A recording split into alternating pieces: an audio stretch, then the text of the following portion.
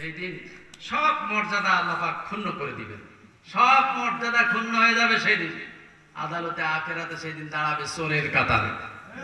আজকে যে সমাজের নেতা হাসরের ময়দানে দাঁড়াবে চোরের কাতারে, জোরে বলুন ঠিক না বেঠিক?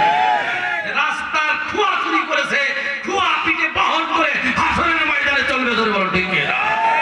আজকে জনগণের রিলিফের মাল যে চুরি করে পেট ভর্তি করেছে, আদালতে আখেরাতে জনগণের রিলিফের মাল পিঠে নিয়ে এসে আল্লাহর দরবারে হাজির হবে, জোরে বলুন ঠিক না?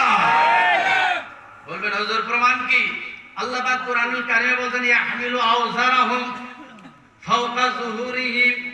খুব ভালো করে লক্ষ্য করুন, আল্লাহ পাক বলেন ইয়াহমিলু আওজারাহুম, তারা তাদের বোঝা বহন করবে, ফাওকা যুহুরিহিম, পিঠে তাদের বোঝা নিয়ে হাসরের ময়দানে তারা আল্লাহর দরবারে উপস্থিত হবে।